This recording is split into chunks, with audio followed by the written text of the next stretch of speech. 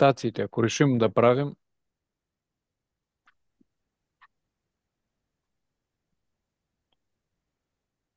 Добре, още веднъж добър вечер тогава на всички.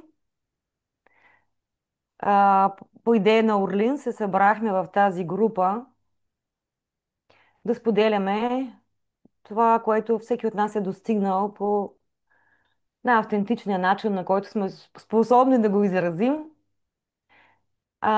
Ние самите всъщност сме различни и това е според мен най-ценното, защото всеки ще може да сподели неговата гледна точка, неговия поток, как тече и как възприема нещата. И започваме тази поредица от срещи на тема взаимоотношения, защото смятаме, че това е най-важната тема. Тя е много голяма, много обемна и посредством това пространство, което създаваме, имаме желание да можем да обменим опитност, да обменим знания. Всеки докъдето е стигнал и помежду си, и с вас, така че вярвам ще бъде интересно пътешествие за всички нас. И сега тази вечер първи поема щафетата Георги Дойчев. А, и нека той да каже Така да няколко бъде. думи за себе си и да започнем първото ни пътешествие. Аз не съм най-големия авторитет в взаимоотношенията, защото като всички други хора си имам взаимоотношения, които някъде вървят добре, някъде не чак толкова добре. И това е идеята, нали, да споделим отличен опит, кое работи, кое не. Да, предлагам и не само тази среща, ами всички останали да не ги гледаме като имаме лектор на срещата и другите са аудитория. Ами, това е взаимно, което правим, както каза и Светла. Аз ще споделя това, което е работило за мен в годините, което съм видял и което наблюдавам, че работи за хората, а пък кой няма взаимоотношения. М, Няма някой май, дето да няма такива. Аз нямам. Няма. Аз съм без. И със себе си. Да, само със себе си съм. И съм на работа, затова и съм си изключила камерата. Имаш взаимоотношения с служителите там, с колегите си, с роднините, Точно така. И са родители, така да, определено. с социалната среда, с какво ли не, с природата. Просто ние Всичко сме да. обвързани, не можем да нямаме взаимоотношения. Просто не е възможно. И за да е най-ценна и ползотворна вечерта ни, предлагам ви да направим дискусия около не повече от час и след това да направим един процес, в който човек да освободи някакво напрежение, което е идентифицирал по време на срещата. Така че, нека всеки от нас си помисли за едно взаимоотношение, което... Нали, говорим за това как се подобряват взаимоотношения, нали, не как се разрушават и съответно да вземем едно такова, което искаме да подобрим. Едно взаимоотношение, което ни е създавало проблеми, ни създава сега проблеми някакви, нали? Да. Чувате ме добре, нали? Да. Да, чуваш се добре. Добре.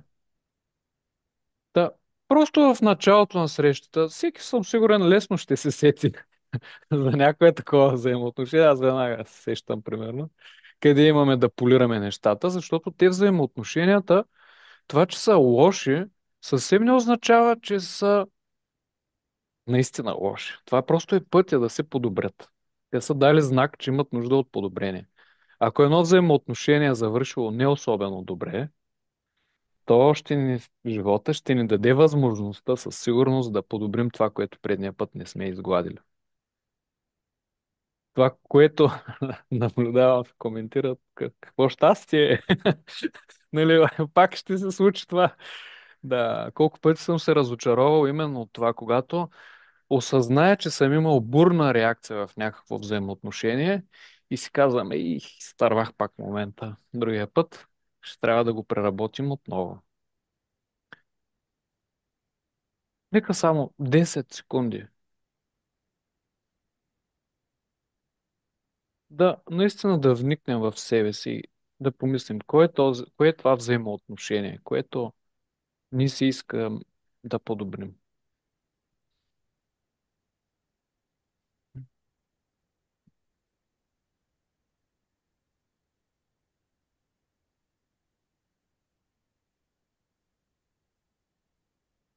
Може да го задържиш в себе си, може да го споделиш, ако искаш в чата. Ако желаете, може да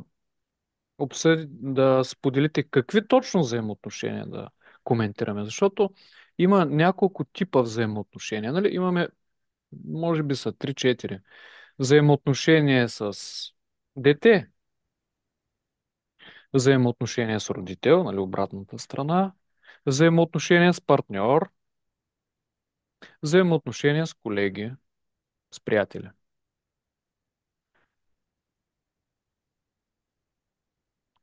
И предполагам, че повечето от вас са избрали вече някакво такова взаимоотношение, изплувало в съзнанието им, просто така спонтанно. М. Нека поставим една друга идея. Взаимоотношенията обикновено се разклащат от три основни неща. Може и да има други, но на този етап това е което наблюдавам, което виждам в себе си и в останалите. Разбира се, хора на среща се допълваме. Първото нещо е възприемчивостта. Опа, нека да спрем тези реакции. Добре. Първото нещо е възприемчивостта. Как възприемаме една ситуация? От това зависи много, страшно много неща. Как ще се развие срещата нататък? Възприемчивост е първото. Така че, нека, след като имаме вече идея за това взаимоотношение, нека имаме намерението с въпрос как бихме могли да подобрим това от гледна точка на възприемчивостта ни. Как можем да подобрим възприемчивостта си, нашата собствена в тази връзка. Просто да го имаме като идея поставено за среща и ще навлезем плавно в дискусията и съм сигурен на всеки ще му изплуват прозрения за това. Значи, как бих могъл да подобря възприемчивостта си за тази връзка? Следващото, второто нещо, как бих могъл да подобря наблюдението на моя вътрешен свят в тези взаимоотношения. Първата стъпка е възприемчивост. Втората е наблюдение. Да наблюдаваш вътрешния си свят. Какво се случва в теб в този момент? Там е ключа. Какво става в теб?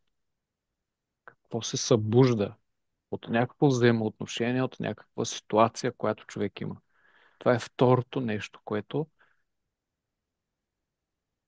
е изключително важно. Нямат степени на важност. Еднакво важни са и трите. Възприемчивост, наблюдение на себе си. И третия въпрос, който да се зададем е как бих могъл да подобря изразяването си. Ако искате си пишете, ако искате просто на ум си го дръжте в съзнанието, как бих могъл да подобря своето изразяване.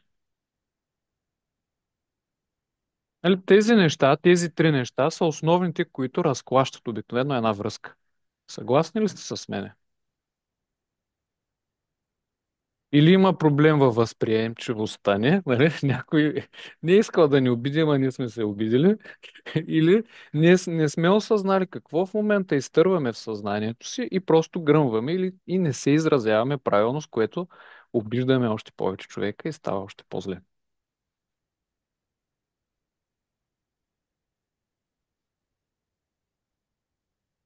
Нали така? И тук идва следващата стъпка. Когато човек има тези трите в съзнанието си, той може да се впусне по-свободно в всяко едно взаимоотношение. И в крайна сметка достига до заключението, че човека, който му създава главоболия, най-вероятно идва да му покаже нещо. Има някаква работа за свършване. Наблюдавали ли сте го това нещо? Нали, идва някой в твой близък и ти казва нещо точно на мястото, нали, нацелва го точно там, където е само с две думи те изкарва извън релси, както се казва. Случвало ли ви се? Никога, нали? Колко добър е човека, нали? Той просто казва нещо и край. Изведнъж изтърваш всичко. Но има нещо много тънко тук. И то е в тази във втората част, както казахме, в наблюдението на нашия вътрешен свят. Ако забележим това нещо, тази реакция, която се събужда в нас, можем да направим много там. Защото белите стават най-вече, когато почне да излиза словото. Изразяването, третата крачка. Тогава пуснеш ли словото да тече, е така първосигнално, става война за секунди просто. Някой каже нещо, другия отговаря и става бомба веднага. Човек се скарва за какво ли не. Има, Да. има една Мгм. смешка. А? Някой иска да каже нещо, мисля, че. Или? Да, да, продължавайте. Да. И човек се скарва за нищо.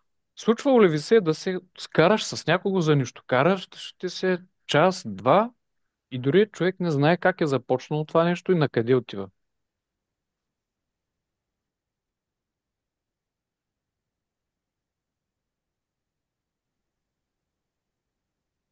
Просто това, което се случва в този момент е една първична реакция, една бомба, която изгръмва, защото човек е пропуснал именно това, вътрешното наблюдение и да работи в тази сфера.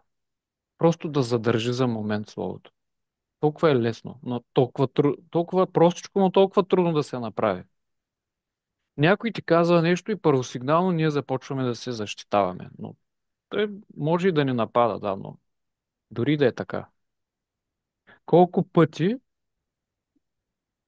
се е случвало, вие ми кажете, виждали ли сте такава ситуация, в която някога сте казали нещо на гневен човек и той моментално се е успокоил, нали, напада вас, вие сте му казали нещо и всичко се е оправило. Ти искаш да му обясниш, бе, как може да говориш такива работи в момента? Нали, за теб е безумие, не можеш да проумееш как може да говори такива работи този човек в момента. Искаш да му обясниш, че това, което говори, изобщо не е така. И колко пъти точно се е случило да успееш да му обясниш и той да каже да, вярно. На мен никога. Не знам, може би аз не избирам правилното слово. Съгласни ли сте с мен? Словото може ли да помогне, когато хората са емоционални? Мога ли да кажа нещо? Със сигурност, моля. А, от така, да го кажа, от камбанарията на моя дълъг живот, понеже съм в взаимоотношения повече от 60 години с мъжа ми, деца и семейство, мога да кажа това, до което съм достигнала и че това в взаимоотношенията е ключа какво е моето взаимоотношение с мен самата. Колко аз работя над моето спокойствие, над моето дишане, над моето тук и сега. И понеже времето на моето поколение не беше толкова отворено ние да научиме за тези неща, но поради моята природа, която винаги е била много любопитна, на... откакто се отвориха порталите за повече информация, следа всичко и се опитвам да го прилагам. И мога да кажа само, че то функционира на 100%. Малките неща, които правим със себе си, да се научиме да дишаме правилно и да направиме малко дихателни упражнения сутринта, да се благодариме няколко пъти за всичко, даже и за трудните неща, да останеме с дишане и с благодарност във всеки един миг, независимо какво се случва, защото М, нещо, което много ме беше впечатлило, когато прочетох книгата на преподобна Стойна и тя казва, когато я питат кога е богоугоден човек, и тя казва едно от нещата, когато човек се благодари за трудностите и за страданията. И когато човек има някаква трудна ситуация и каже, абе, благодаря, тук има нещо, което е за мое най-голямо добро, защото той идва да ме научи на нещо. А това, което аз предавам, съм сигурна, че е самогледало за някой друг или той е за мене. И това, до което съм достигнала и до което работи на моите прекрасни 80 години, мога да кажа, че единствено е връзката на мен с мен, на доверието и на границата, която човек може да постави до някъде с респект, уважение към другия, но преди всичко към собствената си същност, природа и нали, уважението към себе си. И имаш ли това уважение към себе си, спокойствието за тук и сега, положително по някакъв начин прихваща и отсрещния човек. точно В тази така, да. благодарност и в това тук и сега. Мога да кажа, че това за мен е във взаимоотношенията работи. И тогава не ги взимам лично. Някой толкова може, ако ме обидим, а това е неговата глава, това не е моята. Така си е, Може, да. аз Точно съм така. заслужила, може би, че съм го подразнила с нещо, но той какво мисли си е само негова работа. Аз никога не... И това го научих в дългия си брак, когато естествено, като всички семейства, сме имали пререкания. И Ами то когато... тогава си учи човек най-добре, разбира се, А, защото нали, хубаво е нали, да човек да си е в центъра, ама най-важното е точно в тези моменти да успява да бъде в центъра. Тогава да намери начина да остане там. И когато съм се чувствала обидена от някаква дума, която мъжа ми е казвал по мой адрес, после съм се замислила и си казвам, ама чакай малко, ма това е в неговата глава, ма аз не съм длъжна да му повярвам, че съм това, което той примерно ме характеризира.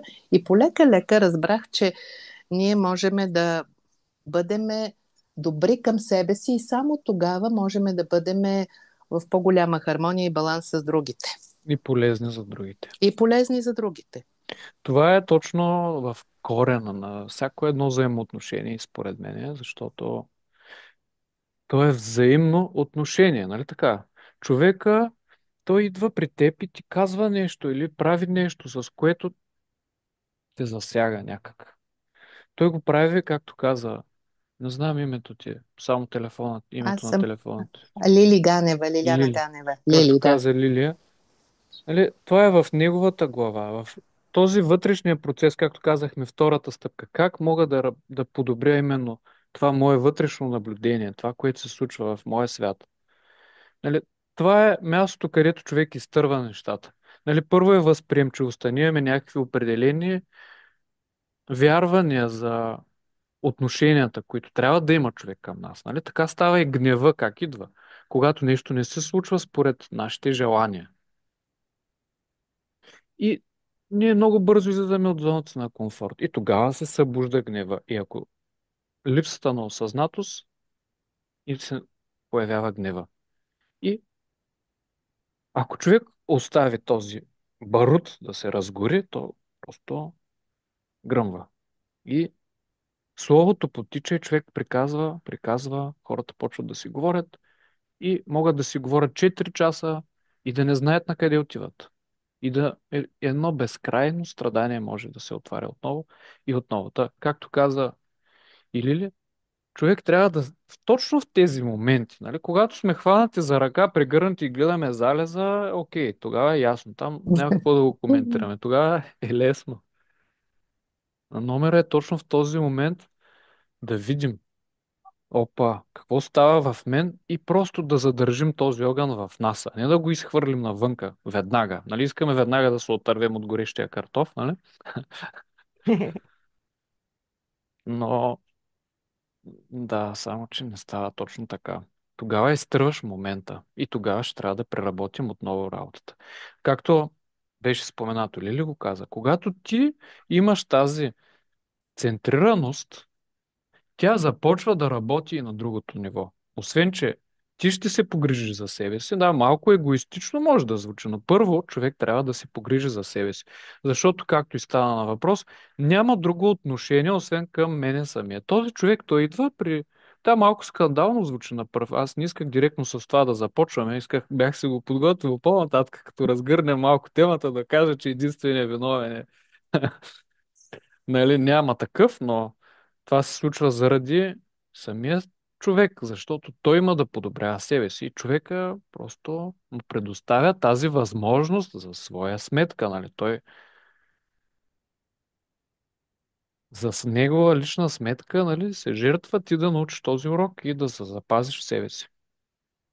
Аз не мисля, че е егоистично, защото ние по този Не, начин да. внасяме един покой, едно спокойствие, което другия по някакъв по-дълбок начин го хваща и ние сме като предавател и приемател и това е като един пример, че може да се чувства по-добре, ако не е толкова разбушувана вътрешната му система, а това да го направиш и да го покажеш, аз мисля, че ние правиме повече добро, отколкото егоизъм, Точно така, защото да. Аз го казах в преносен да, смисъл, егоизъм. То, нали, да, на първо време така изглежда, нали, помисли за себе си първо. Да, човек трябва първо да се погрижи за себе си. Как би могъл човек да помогне на някого, ако той е трескав, ако той е разклатен? Не можеш да успокоиш някого, ако си гневен или изпитваш омраза към някого.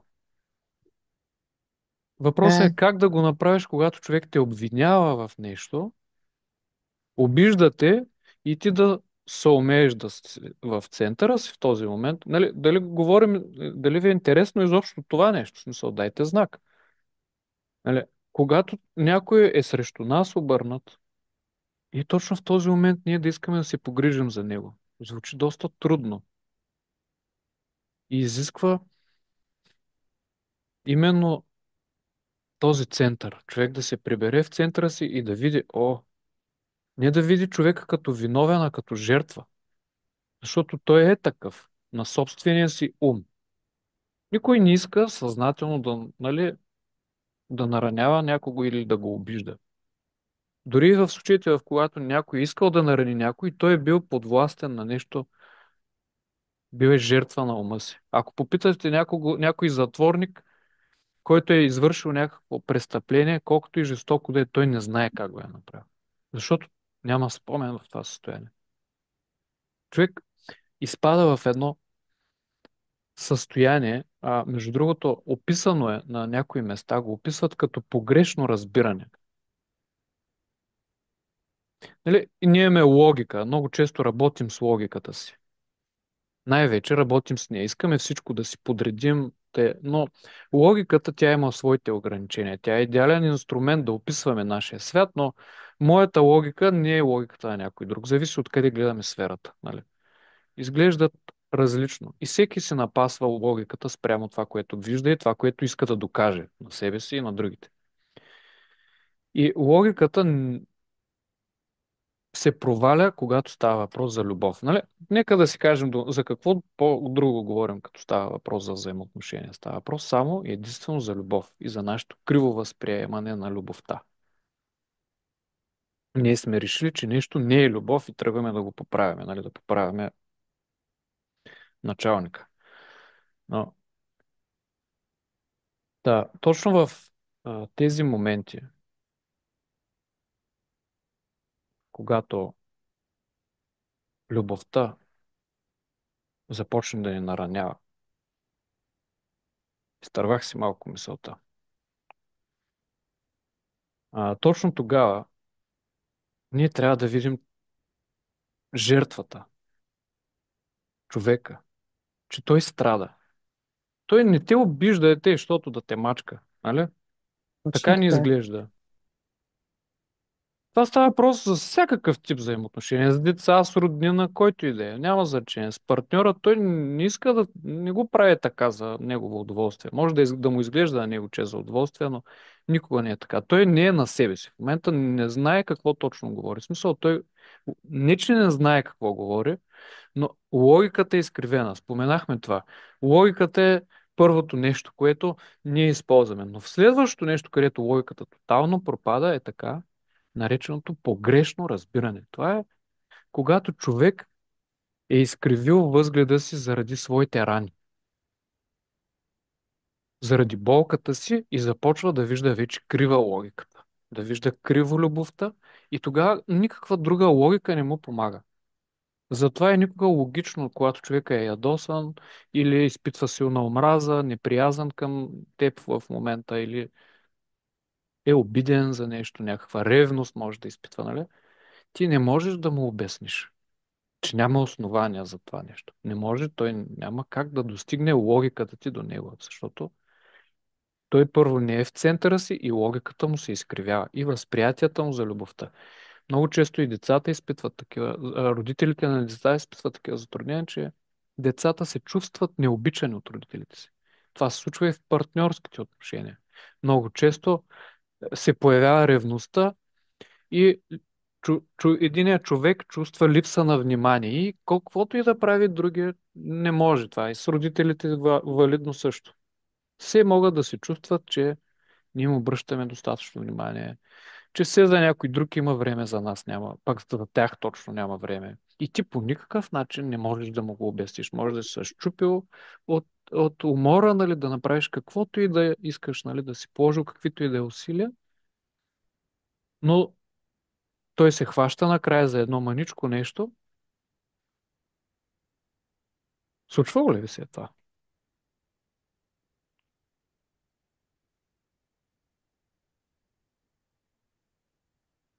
Или само на мене ми се случва?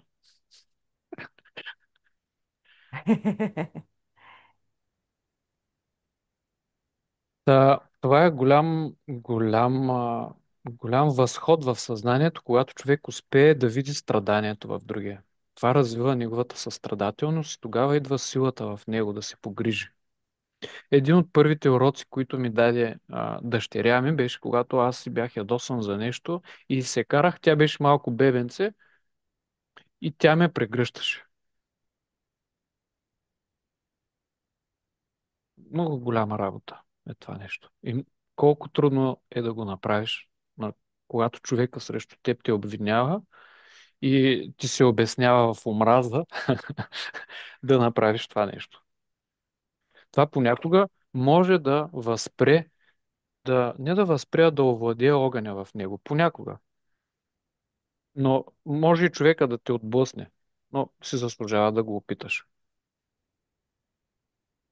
Като казвам омраза, имам предвид неприязън. Нали, обясняване са, нали, малко силна дума е, сме свикнали, но когато човек те обвинява в нещо, гневен ти е за нещо, той не изпитва любов към те, по-обратното на любов в този момент, изпитва неприязън. Нали? И всичко това е събудено от неговите рани. Когато имаме, нали, любов, няма омраза. Нали така? И когато има омраза, не може, нали, малката мразя, малко те обичам. Няма такъв вариант. Нали? Когато ти е страх, също така не можеш да обичаш. Нали? Страх ти е от някой или когато изпитваш силна тъга, е малко трудно да изпитваш благодарност, примерно. Та, жертвата в едно взаимоотношение, страдащия, жертва на ума си е той най-вече. Нали? Страдащия понякога сме ние, понякога се отсреща, понякога сме и двамата. Та, да се погрижим за жертвата на ума е именно тази втора точка, която си казахме в началото. Нали? Възприемчивостта е възможността да ни даде друга гледна точка, да видим, че човека нещо става там. Той ни показва нещо. Как можем да подобрим възприемчивостта си за ситуацията, как можем да подобрим нашето наблюдение на този вътрешен свят за да видим страданието вън, това в нас. Ще върнем темата после за отношението само към мен самия. Какво ти показва човека в теб? Случват ни се неща, има няколко сценария. Нали, казахме какво разклаща връзките, тези три неща. Но сценариите обикновено са, за да ни покажат какво е нашето отношение към... Ако имаш проблем с съпруга си, какво е твоето отношение към твоята мъжка страна, към твоята логична страна, към твоя мъжки аспект, към твоя вътрешен мъж? Малко е абстрактно, но знаем, всеки от нас има десен мозък, ляв мозък, нали така? Всеки от нас има мъжка енергия и женска енергия в различна сила, проявена. Та тези дисбаланси, нали, са подсказка за нашето вътрешно взаимоотношение. Ако имаш проблем с женския пол, с противоположния пол, то това или мигновено трябва да човек да помисли. Не, няма трябва. Просто е хубаво да помисли за неговото отношение към именно тази енергия или това проявление на живота му. Как? Какви са очакванията от един съпруг? Ами, какво е твоето вътрешно отношение? Как ти си се погрижил? Нали? Имаме очакване от съпруга той да е такъв и такъв. А какви са тези очаквания, които ти в себе си не срещаш? Доколко ти му позволяваш тези неща? Колко ги забраняваш на себе си? Винаги човек може да обърне нещата. Това е единият сценарий, когато се показва на човек над какво има да работи той. Не е проблема в другия. Другия си има свои проблеми. Те не са нашите проблеми, моите проблеми. Нали, огледалото е безпощадно и винаги отразява. Какво да го правим? Голям приятел е обаче. И както каза и Лилия, им предполагам, че и вие сте съгласни, че това е много ценно, защото ни дава възможността наистина да работи и ни учи на това, което наричаме безусловна любов. Защото е лесно да се обичаме, докато гледаме залеза, но нали, в добро и зло, нали, така се говори в взаимоотношението. Но също важи и за родителите, за децата. Децата е някак по-лесно. Там си ги обичаме каквито и да са. Малко по-лесно е, можем, но с партньора понякога е малко по-трудно. Или с родителя, или пък с приятели и колеги. И все пак има изключения. Нали? Има родители, които правят бизнес с децата си. Ти така ще направиш, за да така и така. Нали? Някой изплува ли му така някакъв въпрос, някакво терзание, нещо, което да обсъдим по тази тема, с тази саморефлексия, с тези три неща, които разклащат една връзка, едно взаимоотношение, нали? Възприемчивост, самонаблюдение и изразяване. Нали? Не говорихме за третата стъпка, изразяването.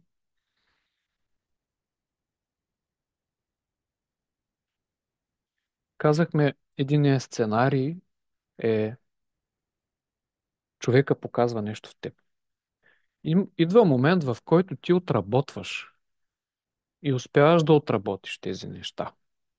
И тогава можеш да дадеш пример. Тя или ли го каза тя в нейния коментар? Точно това каза, че нейното наблюдение, е, че с времето аз показвам на човека, че може и по друг начин. Можеш да му дадеш пример. И след това човек ще бъде въвлечен в тези ситуации. Когато е отработил нещо, ще бъде отново въвлечен в тях, за да даде пример. Или да бъде тестван. Я да видим, наистина ли е така? Вече не се обиждаш, нямаш нали, този комплекс за малценност и за това, за недостатъчност, че не си направил достатъчно, че не си се погрижил за това, за онова, нали? Я да видим, наистина ли така? Полираш, шлайфаш, но може да се появи нещо маничко такова, нали, дето малко да те пощипне. Въпросът е колко бързо ще успееш пак да се върнеш обаче в този център, когато стане. Да, дишането помага, много са ни го казали. Мен лично много винаги ми е било трудно да се занимавам с дишането си по време на такава ситуация. Да, много помага. Има техники, които наистина много помагат, но човек трябва да има, нали, развито тази бдителност, когато се разпали огъня в него, да поспре малко. Искаме веднага да кажем нещата, веднага да направим действия, но не е нужно. Аз някой път са минавали седмици, дни, месец, докато кажа нещо, което е, съм го отложил. Защото в момента виждаш, че ситуацията не може. Да, можеш да го кажеш, разбира се, но това ще подсили конфликта. Няма да помогне нищо на ситуацията. Човек може малко да забави тази реакция, това поведение. Мога още нещо да кажа кратичко, че това, което много, много помага, е също приемането. Да приемеш, че един човек е в състояние в този момент толкова, той толкова може. Всички на база на травми или някакви трудности, които сме имали, сме се чувствали по някой път като жертва и като разбереш, че това не е така, а само твоята мисъл го фактически формира по този начин, почваш да имаш едно отношение на приемане на другия, че той също не може да прескочи това, което е. И почваш да не го взимаш лично. Има една прекрасна книга на Дейвид Хокинс, която е приемане. Първата му книга е Мощ срещу сила, втората е приемане, която е много велико нещо и която ми е дала страшно много да приема ситуация, която е трудна.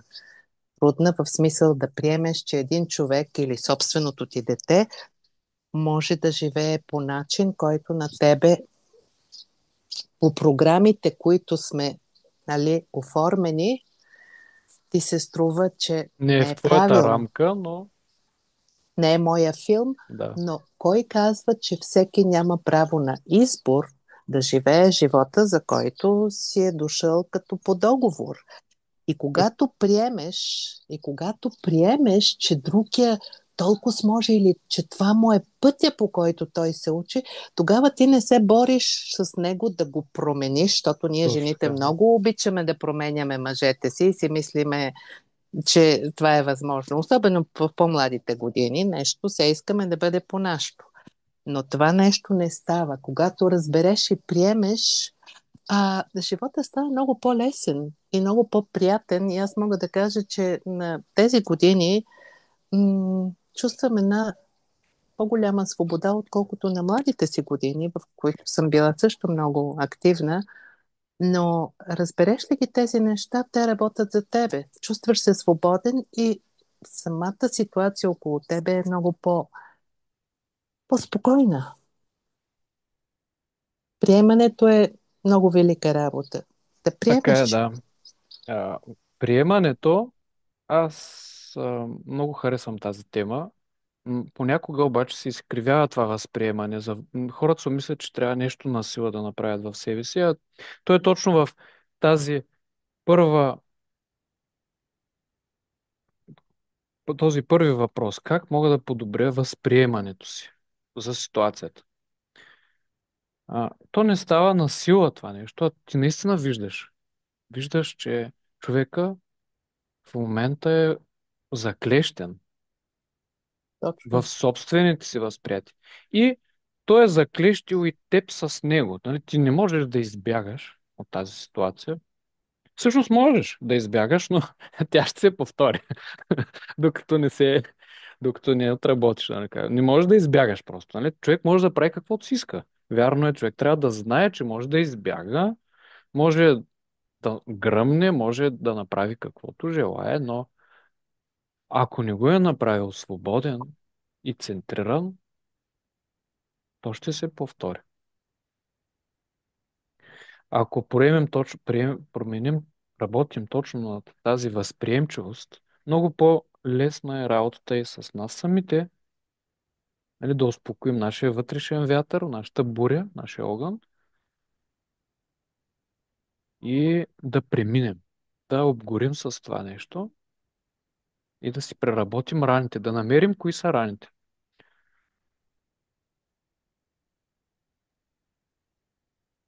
Да, така се заражда конфликта. Та, това е едно изпитание за взаимоотношенията. Едно изпитание, което ние сме привлекли по някакъв начин заради нашата несвършена работа. Той идва при нас като благодат, нали?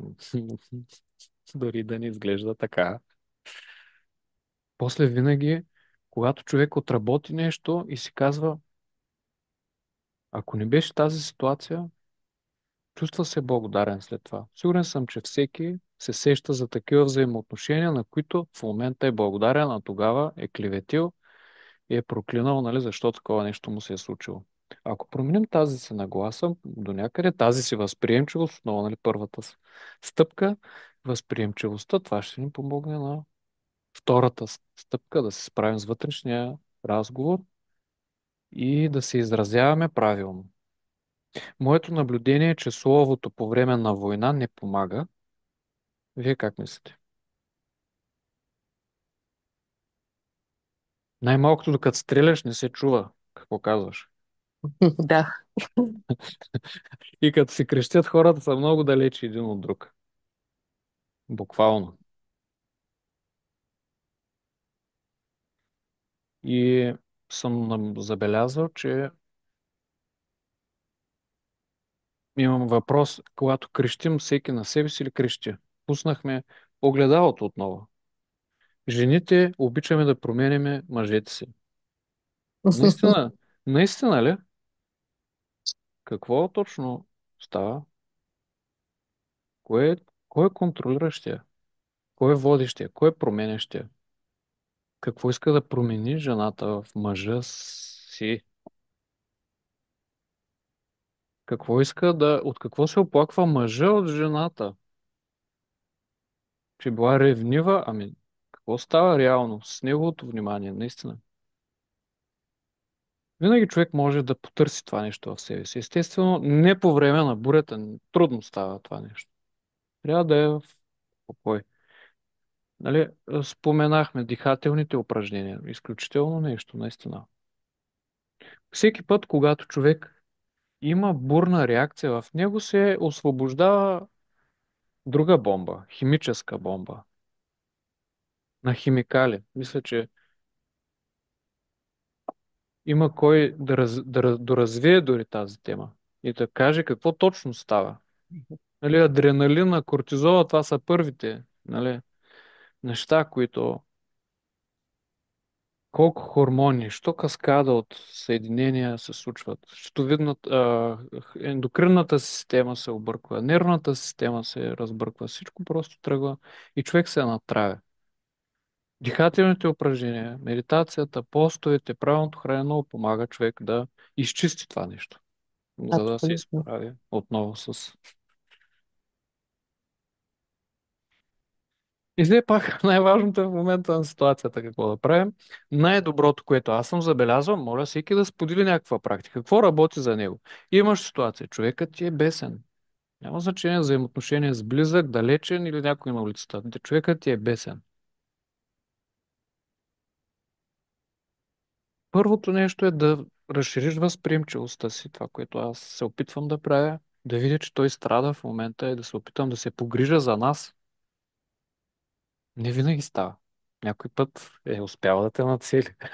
Намерил е местенцето, където искаш да кажеш нещо много умно, много силно и точно на място, да го поставиш нещата. Но рядко помага. Мен ми се е случвало някой път да кажа съжалявам.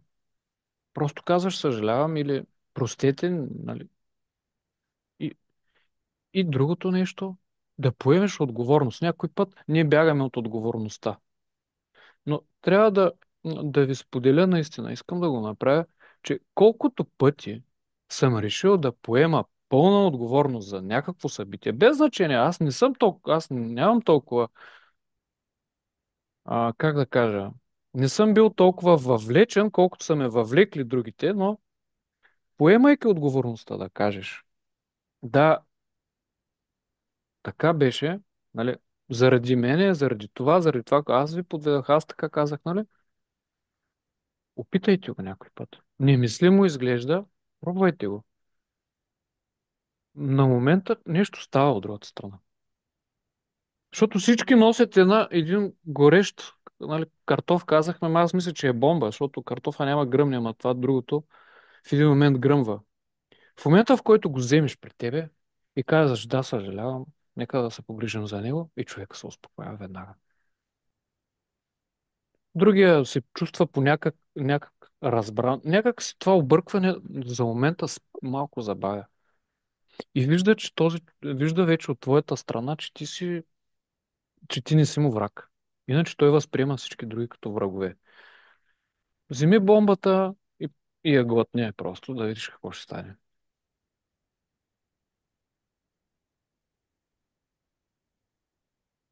Чудо става. Приказка. Едно време всички богове събрали са срещу всички демони, победили ги цялото зло и ги натикали в едно шишенце и ги занесли на първия учител, най-великия учител. Казах, какво да прави сега с този чудо? Какво да го правим? Той е отворил шишенцето, луп и го глътнал. И станал още по-красив. Чували ли сте я тази история? Да. Давай, давай. Заседнал му тук на гърлото и станал още по-приказен и красив. Е този филтър тук, който в словото, в обидите, нали? Човек трябва да може да се трябва. Ето това е пак една концепция. Хубаво човек да може да направи разграничение, да се държи отделен от това нещо. О- Лапнеш ли кукичката, словото на другия, край. И нещата са изтървани. Излезе ли от тебе словото и заминават нещата. Просто това е тънкият момент. Да вземеш бомбата, отровата, нищо няма да стане. По-хубаво става. Изведнъж почва да потича енергията по-нормално. И има много подкрепа в този момент. Ние си мислим, че тогава няма подкрепа, че тогава са ни изоставили, но в най-трудните моменти имаме най-много подкрепа. Не говоря за подкрепа от този човек там или онзи човека. Подкрепа от живота. Вселенска подкрепа. Сега там всеки го разбира по свой си начин в този момент.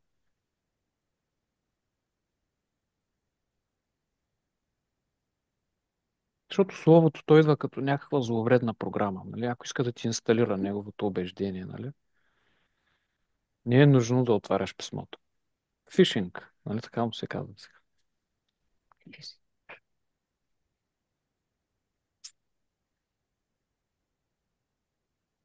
Не да видим има коментари. Да. Истината няма нужда от дискусия. Добре, приключваме среща. Чуваме. Няма нужда от защита, вярно е, наистина. Не можеш да обясниш на някого себе си, защото лично аз не мога да си обясня сам на себе си, що съм аз, камо ли да го обясня на някой друг. Предполагам, че всеки изпада в подобна ситуация от време на време. Много бих се радвал да разгърнем тази тема, защото тя има изключително много нюанси. Огледалото го казахме, то може всеки да го извади от едната ръка, в другата ръка имаме две, но нюансите са много интересни. И те имат отношение в нашата реакция, в това наблюдение. Да идентифицираме тези рани. Някои души на тази земя много са се постарали да ги опишат тези неща, да ги систематизират и те имат някаква зависимост, закономерност наистина.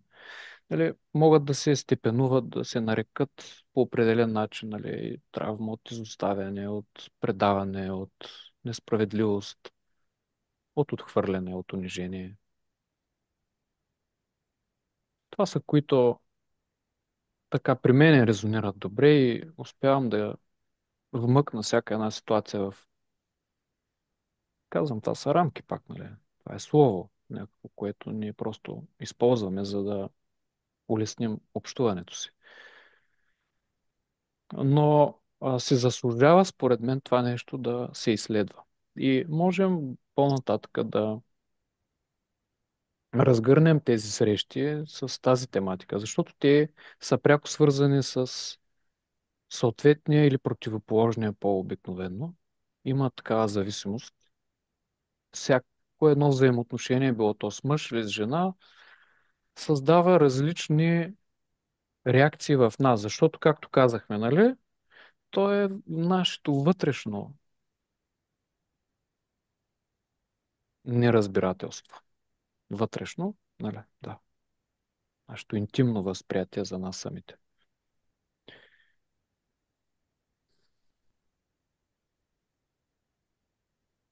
И другото много, много широко нещо е символиката на взаимоотношенията. Всяко едно взаимоотношение, всяко едно събитие, всеки един инцидент, всяка една болест има скрита символика. Нищо, може би сте съгласни, че няма случайни неща в живота ни, нали? Дори ня- ня- Абсолютно. да, понякога звучи крайно, нали? Дори комара не те хапи на случайно място. Нали? Дори това няма дори случайност в това нещо. Но, както казах, това може да се изследва. И когато човек почне да го... Защото, нали, хубаво е сега, тук Георги говори това, онова. Най-важното е човек да се заеме той с тези въпроси. Не просто, нали, да следва това слово, онова, тази книга, тези съвети, а да намери своя подход към тези неща. И да наистина да наблюдава живота и какво му говорят хората, какво му говори чрез хората и какво ни казва живота чрез ситуациите, които имаме.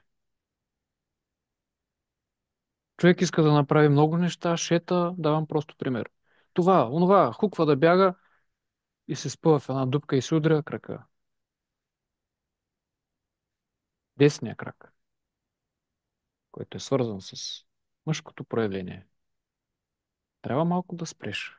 Казвате се. Простичък пример.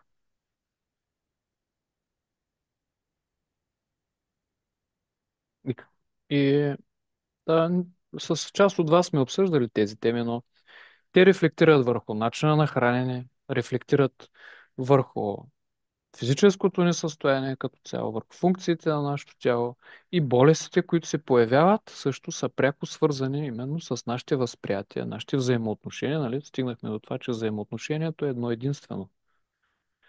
Нали?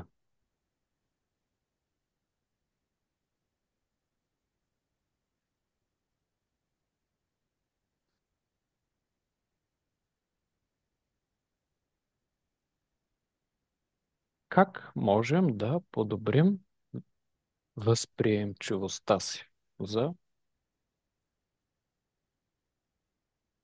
взаимоотношението, което си набелязахме в началото? Бих се радвал, ако при някой се е появило някакво прозрение по темата. Ако иска, може някой да сподели, да попита, да повдигне нещо, да добави нещо. Как можем да подобрим собственото си наблюдение и собственото си изразяване. За изразяването говорихме съвсем малко. Както ви казах, искам един час, не повече, да ви ангажирам с тази тема. Има още малко.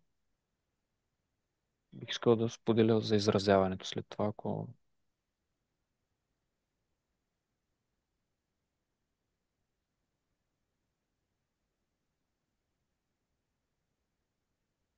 някой друг не му изплува нещо в съзнанието. Да, добър вечер. Фред. Добър вечер, Фред и Кремен. Понеже работя в училище с много трудни деца, които едно време, може би ги наричахме трудно възпитаеми, но те всъщност са до голяма степен и огледало на света, който ги заобикаля. Ам, Там също има такъв метод ли как да се каже, или прямо да ние ги научаваме да усетят този импулс, който възниква в тях, когато реагират на дадена дума. И да си дадат време да вземат решение между да и не. Този контрол върху импулса смятам, че не е само важен за децата, ами е важен и за нас, възрастни. Абсолютно. Това е, може би, един от най-предизвикателните и променящи посоката на всяко една ситуация, неща. И, импулс, точно импулс, много красива дума. Импулс, това е просто стимул, който натиска раните ти и разпалва огъня в тебе. Да си дадеш време, да изчакаш малко. Чудесно е.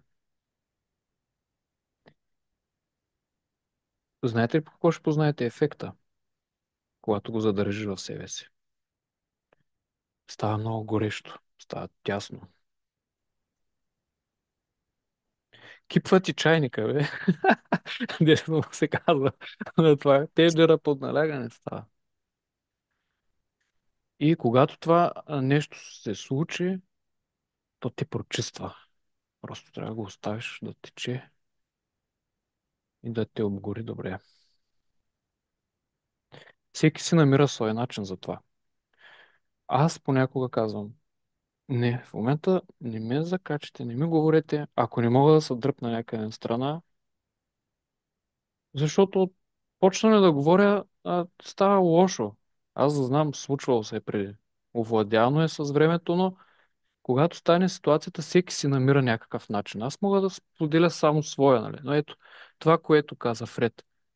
Този импулс, нали, като се запали, човек трябва е хубаво да намери своя си начин да работи с него. Това е невероятна сила има. Затова идва тая горещина. Това е една Аз криво разбрана любов.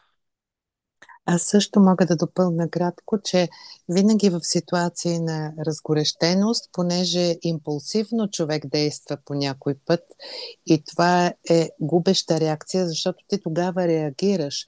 А другото е, както казва един любим индиец Садгуру, not to react, but to respond. Не да Респонд, реагираш точно и така, да да. отговориш. Това означава един момент да останеш без да си в пинг-понга, а да останеш един момент събран в центъра си. И тогава, както едно време старите хора казват, преди да кажеш нещо брой до 10, или каквото е, Да, да. просто да можеш да отговориш. Това означава не се подаваш като чехълче на първия импулс да реагираш. И това много, много помага. Човек да остане пак при себе си в един момент на спокойствие и да даде малка дистанция до момента на отговора, който така или иначе, Да вземеш отговорността, нали, както бомбата я бяхме нарекли в началото, не да, страшното. И отговора е когато не се поддаваш, не натискаш бутона на програмата. Идва една програма, ти се стартира, това е реакция. точно. Ти я имаш, готова реакция. Толкова си бърз, толкова си остър, но тази реакция е погрешно записана, че е полезна и ще те доведе до нещо. Ако човек се съмнява, че е погрешна, може да я стартира до последно, да вижда всеки път до какво ще го доведе. Ще го пречупи в един момент и ще разбере, че няма да стане така. Но когато се опиташ да поемеш тази отговорност и да отговориш, нали, всъщност това е да промениш малко твоето Так, така много. поведение, респонд на английски е думата, да. На Да. български е отговор, което ние не сме свикнали да използваме по този начин тази дума като отговор. Из, Отговор е отговорност, поемане на отговорност. Това е корена. извинявайте, ако се Не. отвори А, лаенето на кучетата. не се чува. Не Извинявайте се е много. чуло, не, спокойно. Да, Нещо много. много... Да, кажи, исках да добавя нещо, Да, което да, да, смятам, че е изключително да. на място. Ако искаш, коментирай нещо. Или? Не, не. Добре. Просто исках много да благодаря и да кажа, че след 2-3 минути трябва да напусна Добре, добре, спокойно. сесията. Всеки е свободен по Да, всяко време да много влиза и да излиза. благодаря за сесията, но имам още 2-3 минути Да, да чуя добре. какво ще коментираш. Благодаря много. Говорихме, да, за много неща. Смятам, че някои практични работи се появиха. Когато говорим за взаимоотношения, да го повторим, става въпрос за любов. В любовта има две позиции. В едната човек се отдава. И в един момент един я обслужва другия, нали? В другия е обратно. Има някакъв баланс в това. Нали? Както се отдаваш на някой в един момент, после очакваш и той да направи същото. В това се крие една тайна. Нали? Когато ти се отдаваш на някого, да можеш да го правиш така, че и той да може да го направи, да му дадеш тази възможност да го направи. Когато човек страда в една такава ситуация, говорихме за тази будност да развием в нас, да видим жертвата в него, тогава той има най-много нужда от нашето отдаване, колкото и да ни е приятно. Но това е най-силното отдаване. В този момент да се погрижиш за човека. Нали, ти няма да пренебрегнеш себе си. Това е за вас. Ще пренебрегнеш егото, да. Но то егото само няма да отиде надалече. Та, в този момент това отдаване и да дадеш пространство и на другия да се отдаде. Защото много често хората правят. Аз правя всичко, па накрая, а ние всъщност самите ни даваме да се погрижат за нас. Защото ние самите не се грижим добре за себе си. Нали, това е друга тема.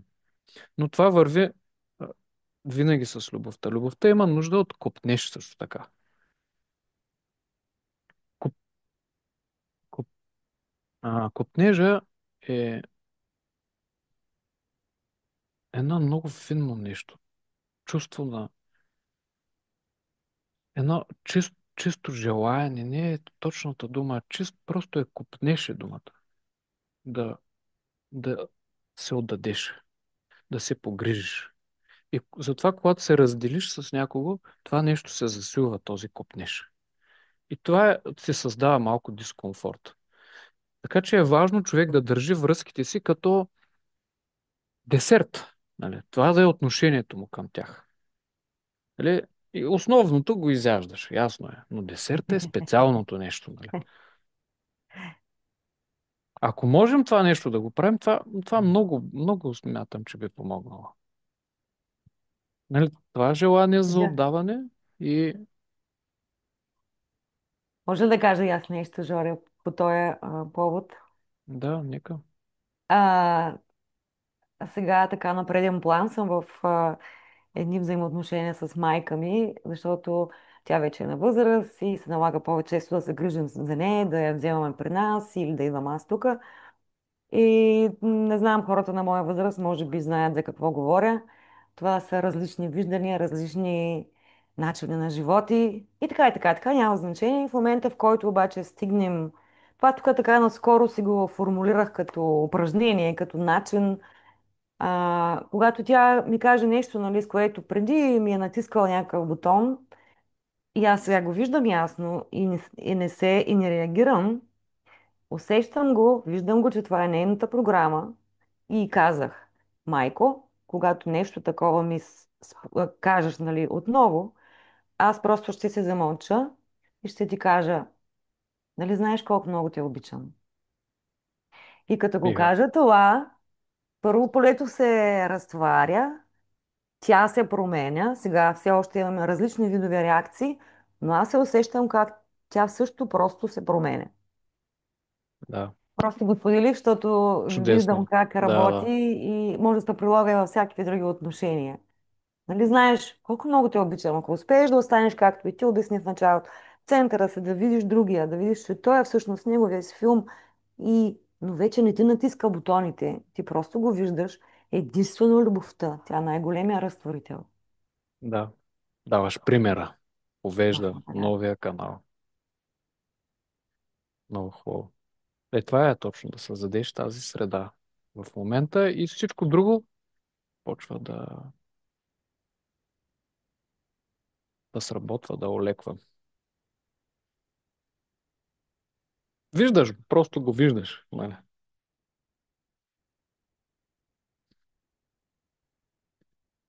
Добре.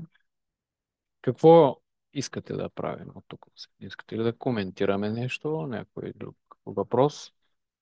Или ако искате, може да се вглъбим в някои от тези взаимоотношения, които в началото трябваше да си изберем.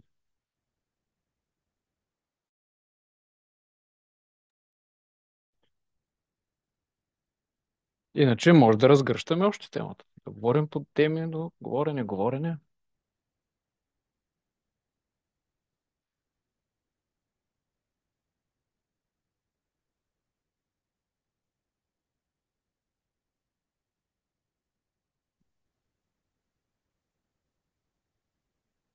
Със сигурност има още много неща, които не са покрити, но това беше така като начало на инициативата ни. Най-важно и най-ценно за всички би било, ако всеки споделя свои възгледи или проблемни зони, които да обсъждаме и да работим заедно. Но най-ефективният начин за това е когато човек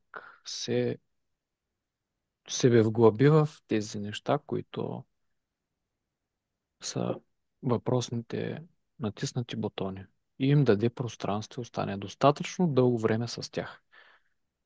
Това е, по мое наблюдение, най-прекия начин да се освободиш от това нещо. Значи можеш много и с други начини, но става просто малко по-плавно. Докато вглъбявайки се в ситуациите, изследвайки емоциите си, бъдейки с тях достатъчно дълго време, те се освобождават.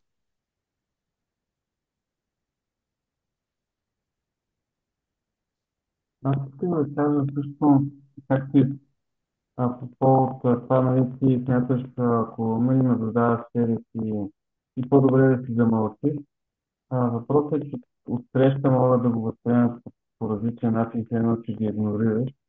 И в този случай може би по-добре, както Петла казва, нали, ти след като се виждаш и с която да кажеш една дума, да види отсреща човека, че реагираш, че не го игнорираш. И Да, тогава, нали, ако ти си в центъра си вече и кажеш нещо смислено, а не да изстреляш някаква, нали, отбранителна реплика, нали, тогава всичко вече се промени. да, като то отбранителната реплика, реално излизаш в центъра си тогава, веднага, Точно, да. когато тръгнеш да го правиш. Значи, тишината може да създаде насилие наистина в другия човек. Да, Възможно е да го направи, но а, понякога можеш да го обявиш. Съжалявам, не мога да говоря по тази тема. И просто да спреш. Нали, някой път това работи по-добре. Трябва човек да си познава човека, нали? В смисъл да го познае, да види как да работи с него. При някой може да, просто една прегръдка да оправи нещата. Понякога може да сработи прегръдката, другия път да не сработи човека, да те отблъсне, защото знае какво чака. Успокоение, той иска война. Нали? Може и така да е. Това не е задължително. Човека нали, да го изкараш човека, то най-малкото не е твоя цялостна отговорност. Наша отговорност е да поемем себе си, ако можем да направим каквото можем за другия и край. Оттам насетне, нали, твоята тишина, ако създава насилие в другия, това е повече негова отговорност. Нали.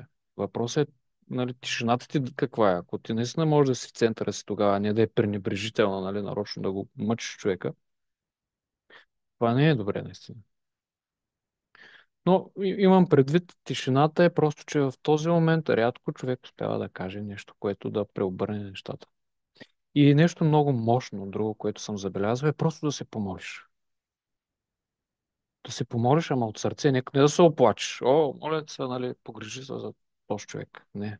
Или просто наистина да успееш да се отпуснеш и да се помолиш наистина за човека, защото той страда. Нали, и двамата страдат. И може да се помолиш заедно. За двама ви. Това много помага. Не мога да обясня как, но Не е необходимо да се обясняваш как двигателя се движи колата. Нали? Просто става. И нещо се променя малко. Омеква.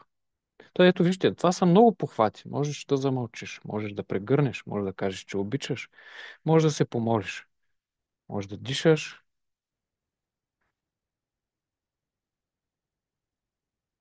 Един, Веднъж на един курс беше казал за един учител, че пробвал какво ли не и накрая са проснал на земята.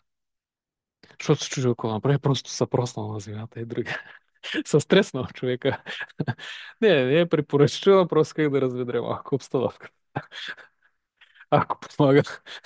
Просто паднал. Окей, те паднаха на земята и се приключи. А,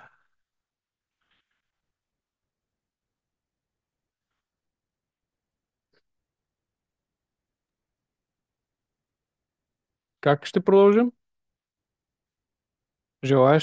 Който желая, може, предлагам ви да направим една медитация на тази тема взаимоотношения. Който иска, може да се включи, който иска, може да зададе въпрос, ако нещо не сме изяснили или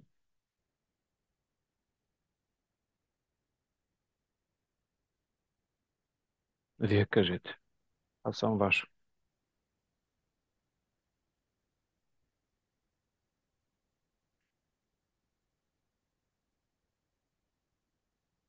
Пак може и да приключим срещата.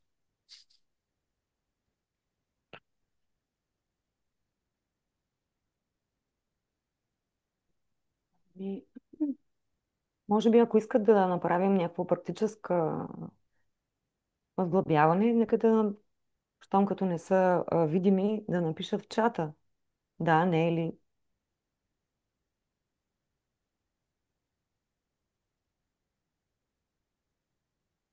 Ето, аз се пише Да, да, медитация. медитация.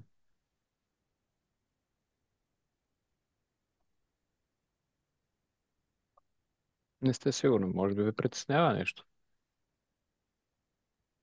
Това е почивка. Не, кратка медитация, да, супер, смисъл. Абсолютно. Аз никой не го разбрах нещо. Каза, че е супер, нали? Да, да, точно кратка медитация, да, абсолютно. Да. Няма нужда от думи. Явно, нали, щом няма Вярно кой е, да да. Така е. да. Да, мене ми е малко... Имам усещане за всички нас, но все пак това, че не ви виждам, до някаква степен затруднява. Да. Ето двама човека писаха медитация, така че... Добре, добре. Ще е много финно, много нежно, така. Просто поставихме си идея. Трима. Поставихме си идея за взаимоотношения. Нека да ползваме всичко, което говорихме.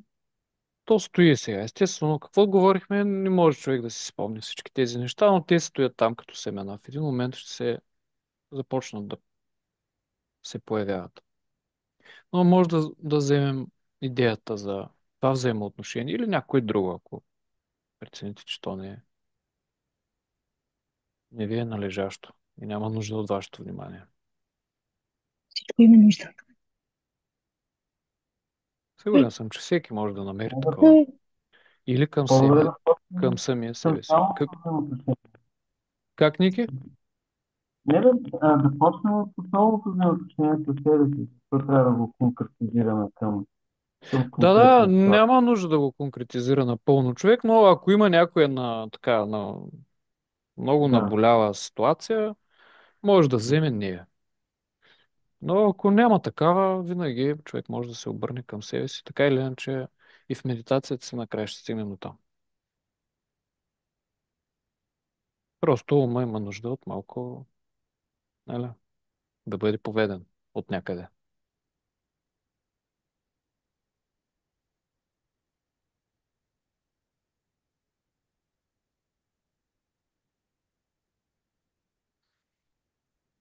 Мгм. Добре, нека да опитаме тогава.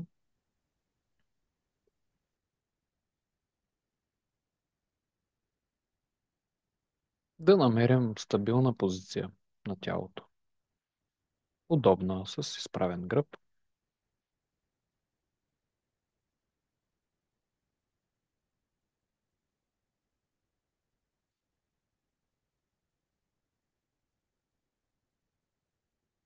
Нека за момент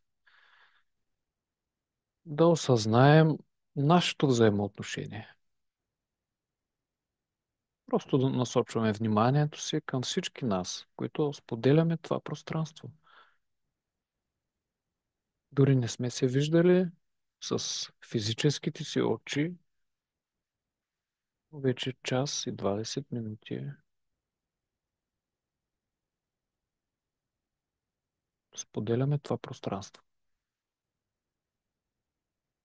Може да затворим очи, да вдишаме дълбоко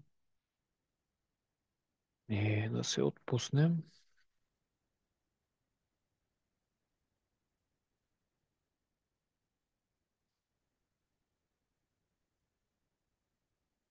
Нека тялото да е стабилно, отпуснато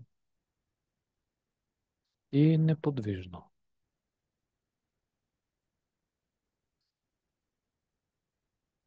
Краката, ръцете, нека напрежението от тях се отпусне.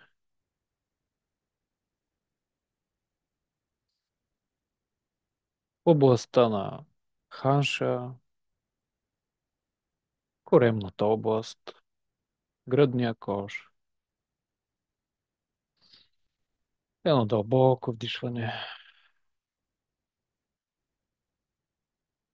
и се отпускаме. Нека оставим всички усилия, които има в тялото ни, всяко напрежение в момента.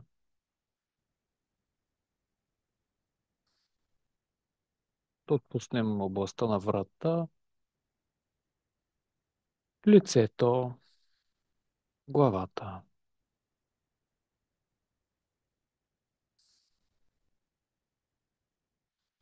И нека за момент да послушаме малко дишането си.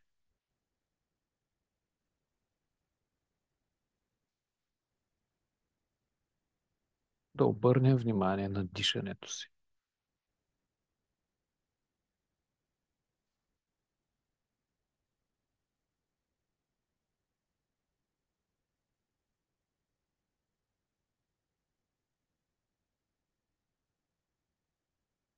Тялото е отпуснато, а дишането се лее, се носи само. Идва и заминава, като вълна.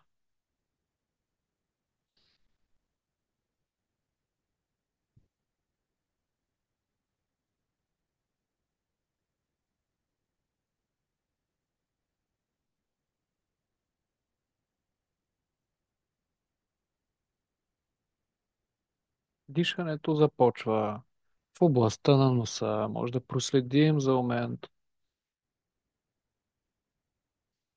пътя на дишането.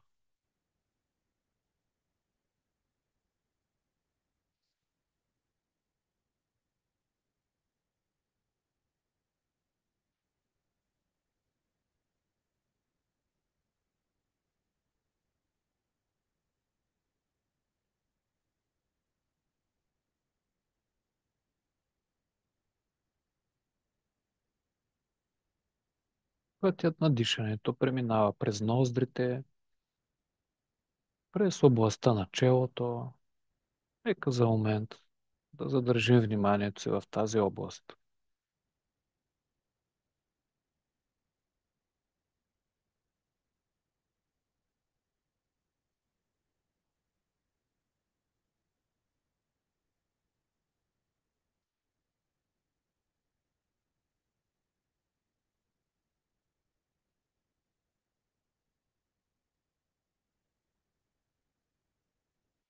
Пространството в областта на челото.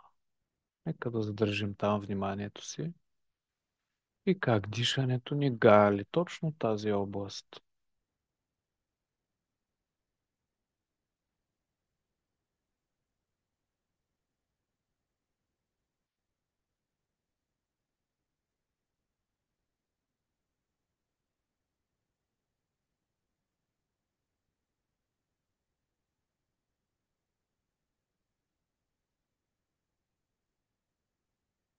Едно дълбоко вдишване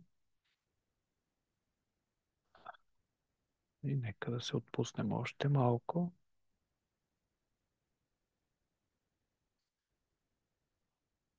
Ако има някакво стягане малко в областта на главата или някъде другаде по тялото, за момента да насочим вниманието си още повече там.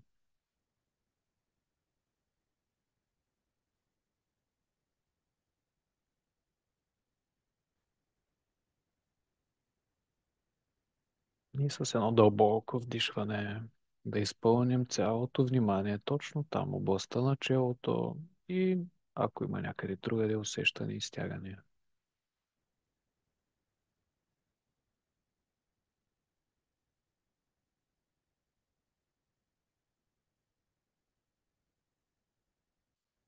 Нека сега от областта на челото плавно да започнем да придвижваме вниманието си надолу към областта на сърцето. С всяко едно вдишване да спускаме вниманието си плавно надолу към областта на гръдния кош на сърцето.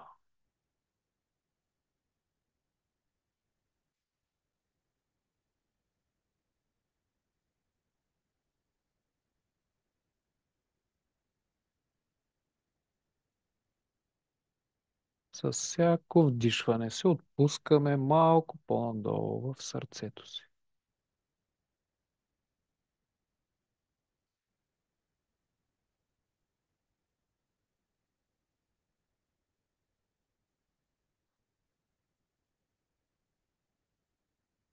Така ума плавно се спуска надолу. Главата слиза в сърцето. Не в органа сърце, а в твоя дом. Твой истински дом. В областта на сърцето.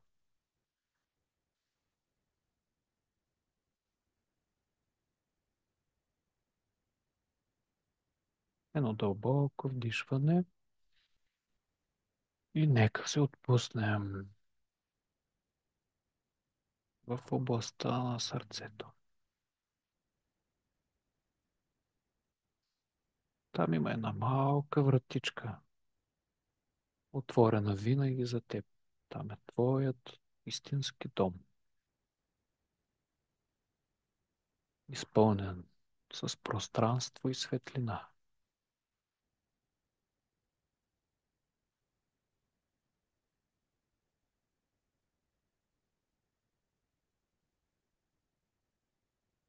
Нека има лека усмивка и просто си почивай за момент в твой истински дом.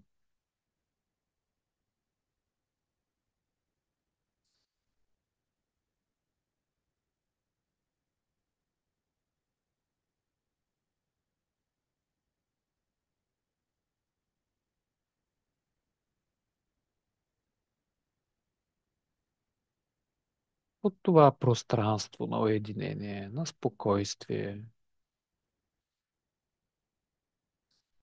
можеш да насочиш вниманието си във всяка посока, във всяко събитие,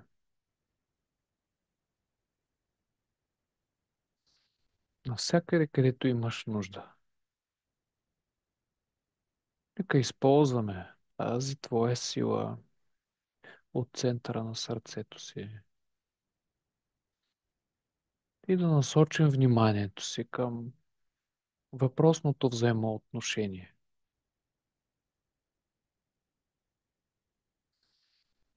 с някого, с нещо,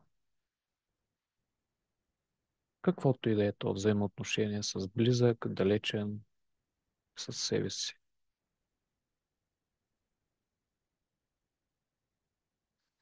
с обществото, с природата, каквото и да е.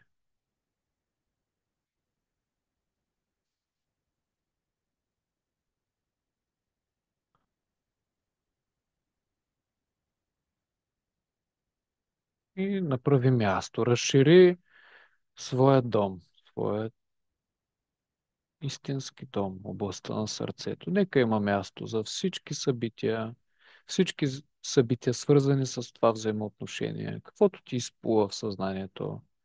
Може да е нещо конкретно, а може да е просто някакво усещане, някакво чувство или емоция.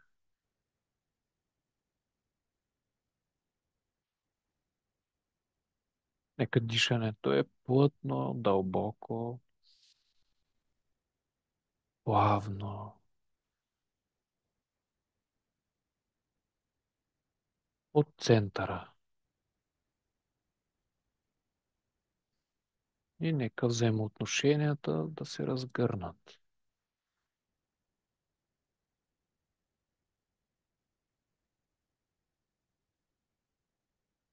Забележи какви усещания поражда това в теб. Някакво стягане, ако има някъде в тялото, в областта на главата или някъде другаде. Просто наблюдаваме усещанията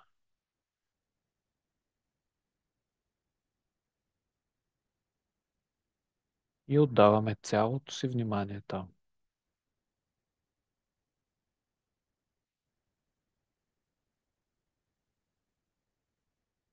Отваряме пространство точно там, където е усещането, където е стягането.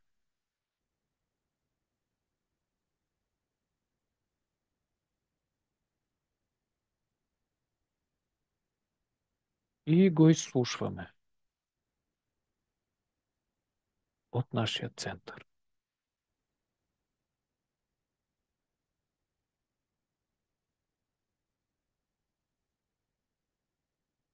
Каква е тази емоция? Какво иска да ти каже? Защо се е събудила? Каквото и да е, нека дойде.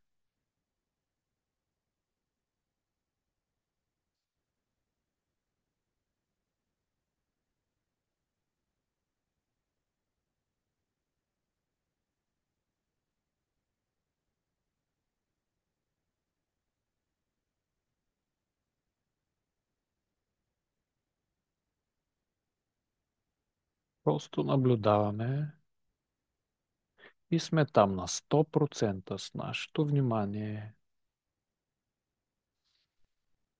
Дълбоко вдишване, пространство. Нека има пространство за всякакви емоции. Нека дойдат.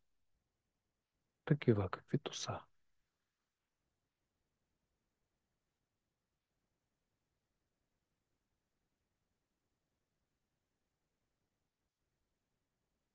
Всички усещания в тялото.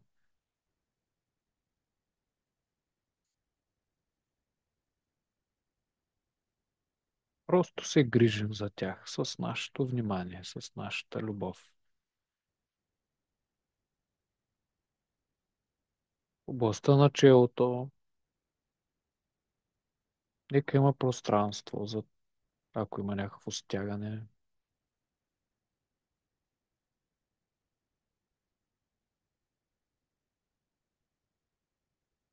Нека гнева каже каквото има да каже, просто да се отпусне. Неразбирането,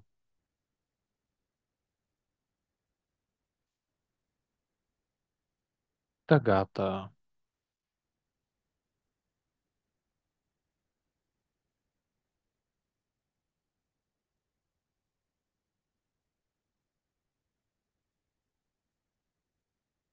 неприязан, ако има страх,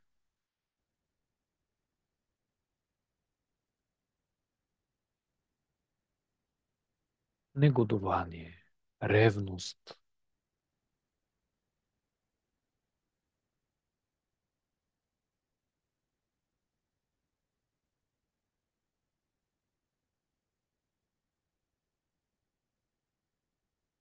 желания.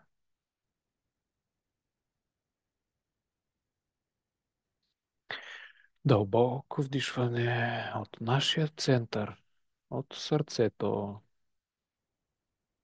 Нека всички емоции, всички усещания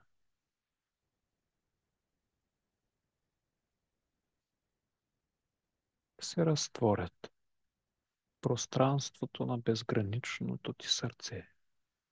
Нека има пространство и светлина. Твоето внимание е твоята светлина.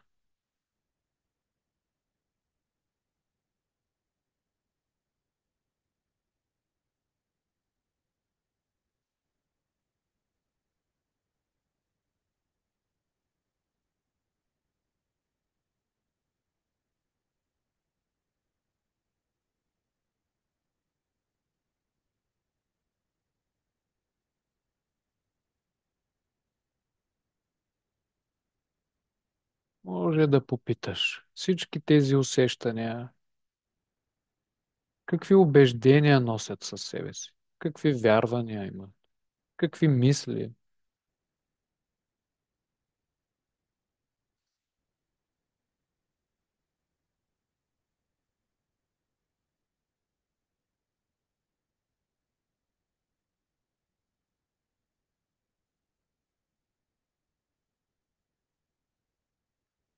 какви вярвания ти създава това взаимоотношение.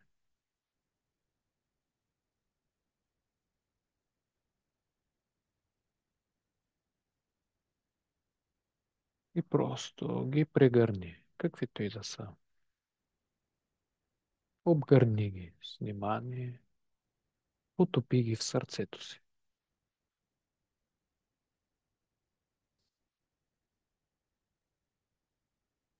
Усещане за неразбраност, за несправедливост, за пренебрегване,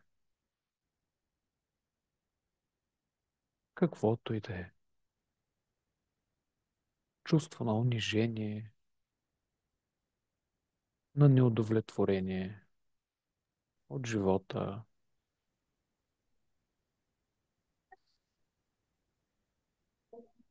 за липса на цялостност, каквото и да е.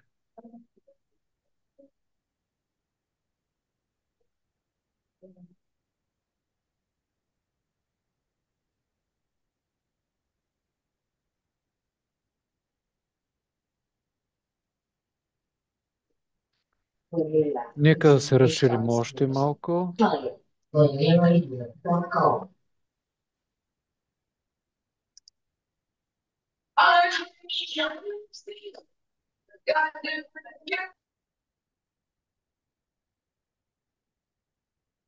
Дълбоко вдишване. Нормално е да има съпротива, да се появява нежелание. Защо аз? Защо на мен? Едно дълбоко вдишване. Нека бъде такова, каквото е. Нека да разширим нашия вътрешен дом, да има място за всичко.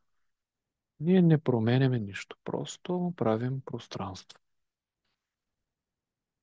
С едно дълбоко вдишване.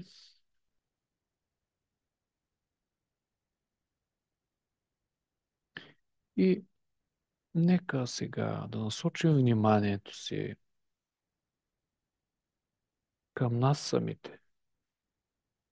С въпроса защо? Как това взаимоотношение отразява моето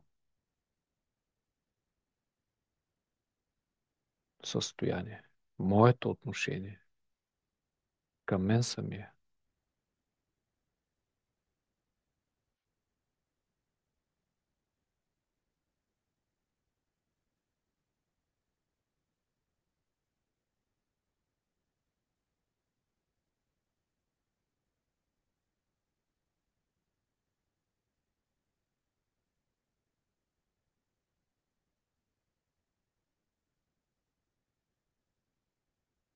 Какво ми показва този човек? Какво ми показва това взаимоотношение? За кое трябва да се погрижа в мен самия?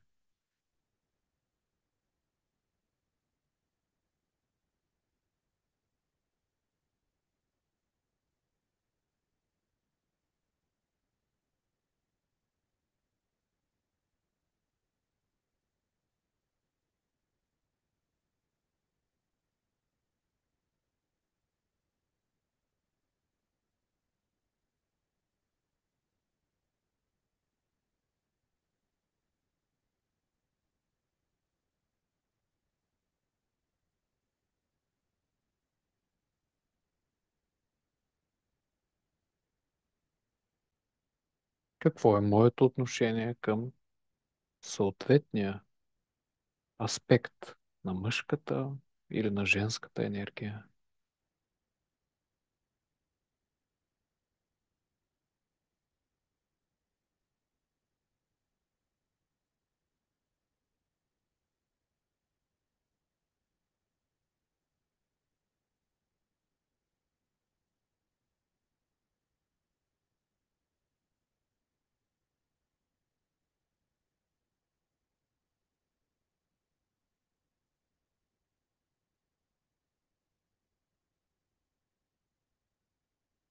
Едно дълбоко вдишване.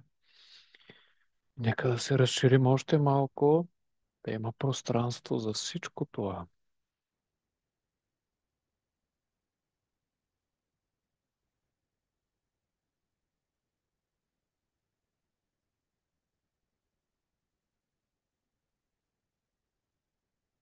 За момент сега цялото ни внимание е от дясната страна на тялото, на физическото ни тяло. Нека осъзнаем дясната страна на тялото ни и всички усещания, които има в тялото. Дясната страна на тялото и всички усещания, емоции, убеждения, чувства.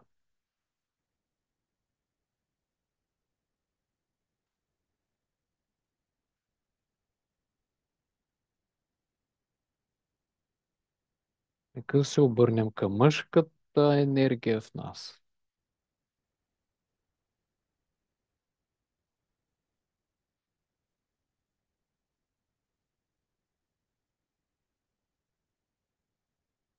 И сега лявата страна.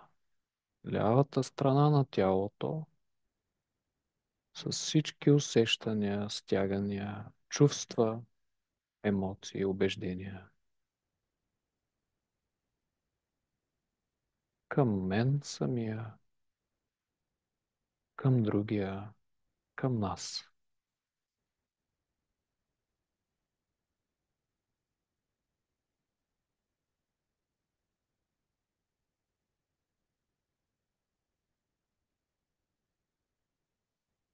Едно дълбоко вдишване и да дойдем в средата,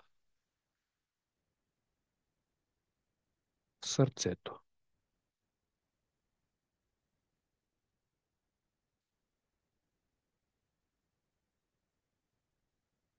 в центъра.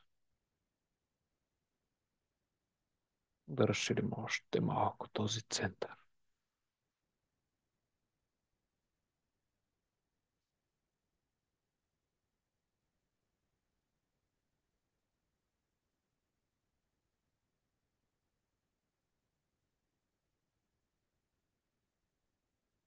И просто си почивай.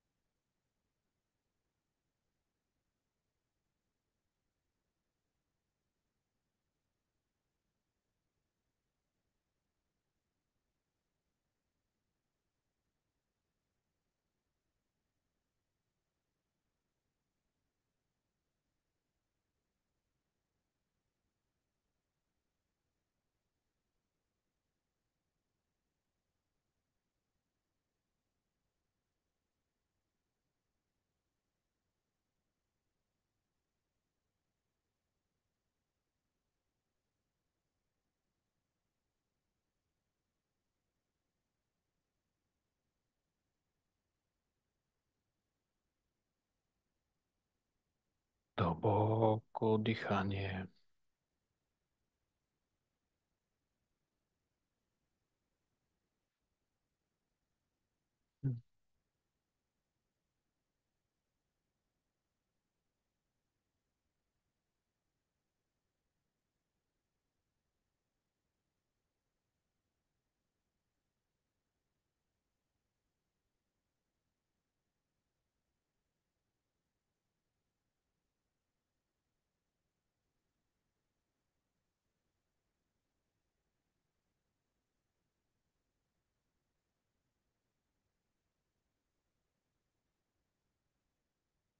Още едно дълбоко вдишване. И нека осъзнаем отново своя център в областта на сърцето толкова широк.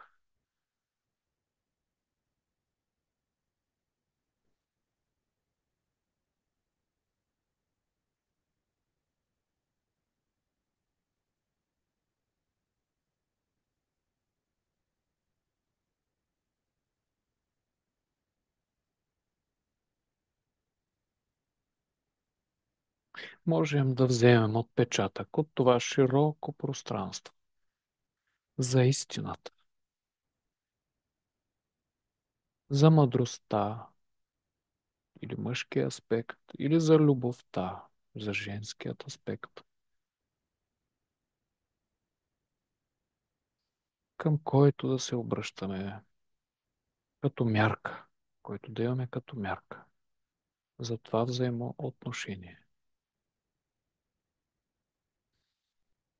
Едно дълбоко вдишване не е нужно усилие в това, само намерението е напълно достатъчно. С едно дълбоко вдишване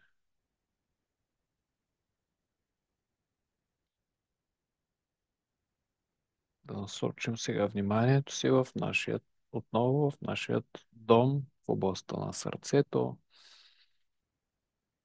С едно дълбоко вдишване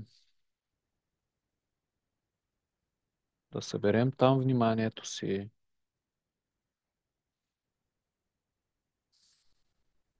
В областта на гръдния кош. И с всяко следващо издишване да започнем да придвижваме вниманието си малко нагоре, запазвайки усещането, преживяването за простора от сърцето към главата с всяко издишване.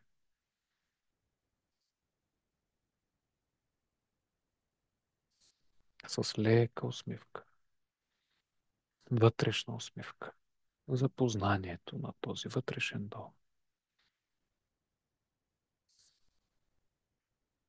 Цялото внимание в областта на главата, дълбоко вдишване, цялото внимание към дишането,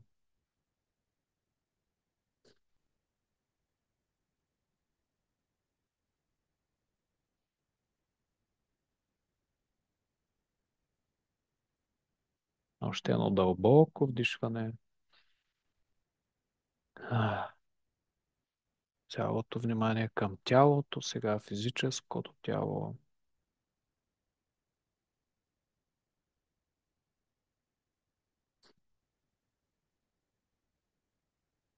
внимание към околната, заобикалящата ни среда, към мястото, на което седим.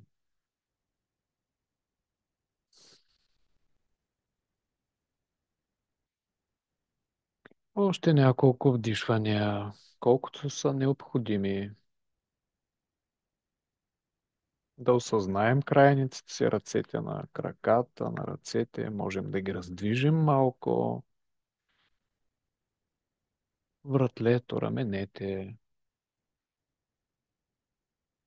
С свой ритъм, когато се почувстваме готови, можем плавно да отворим очи, да погалим челото, лицето или ако някъде чувстваш напрежение в раменете, краката.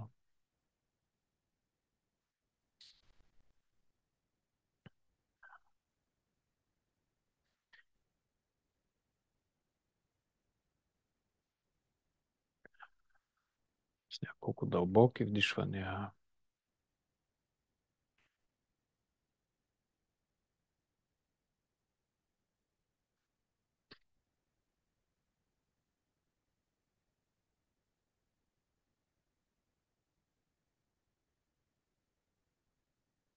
И ето ни тук пак. През пространството на тази интернет платформа.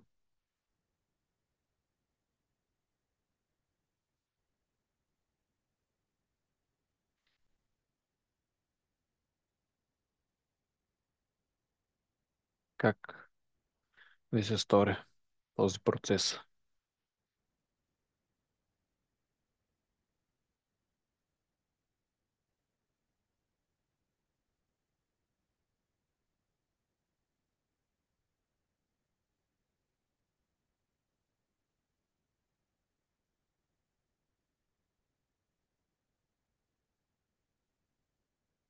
Имаше ли преживявания, имаше ли усещания, прозрения?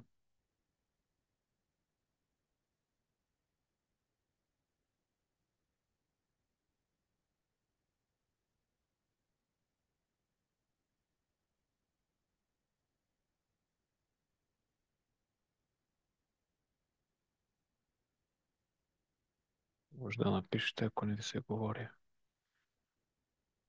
Обикновено след такива неща човек не е много разговорлив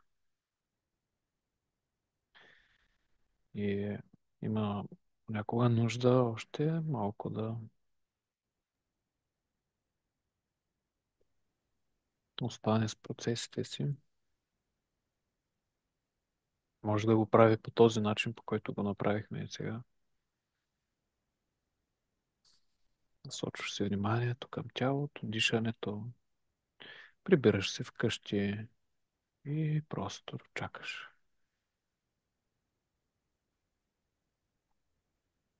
Докато се разтвори всичко, като усещания.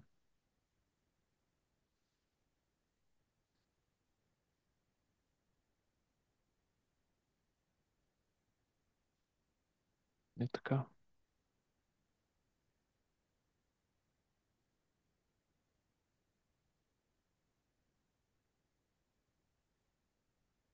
М, Организ... Планувам, чакам още да се нагласят малко нещата. Система от няколко такива подобни процеси, в които човек да усвои как сам да се задълбава в себе си и да си ги отработва тези неща, като самолечение, като самотерапия. Ще ви споделям за тези неща. Мисля, че всички имаме нужда от това.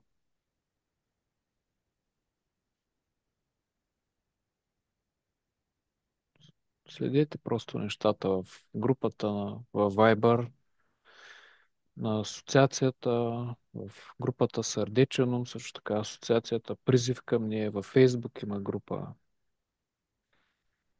Може да ми пишете на мен също така, ако нещо просто искате да споделите, нещо, което искате да обсъдим с мен, с Светла.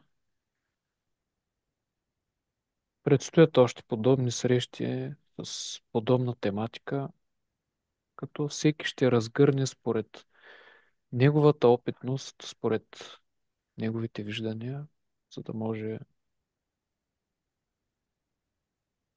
всеки да открие себе си и да изгради себе си. М, Да приключваме, ако искате срещата и до следващия път. Да. Да, и да кажа, Лека ако вечер на всички.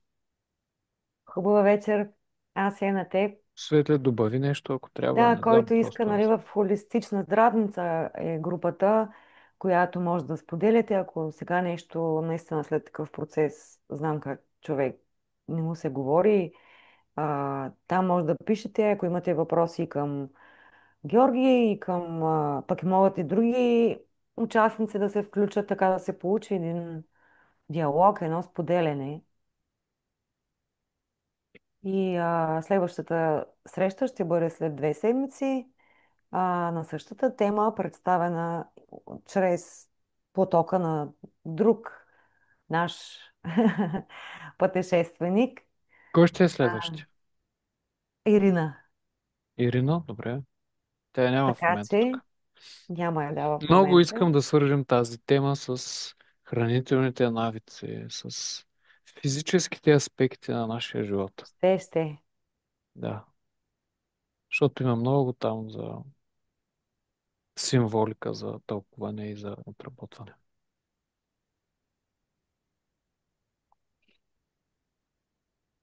Ами добре. Георги, безкрайно благодарни. Да, за... Както Благодарим. винаги, огромна дълбочина. Ами, Благодаря на всички, които се заради включиха. всички вас тук.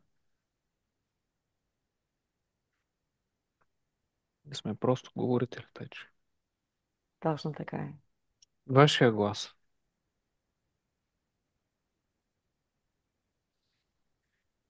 До нови срещи! До нови срещи.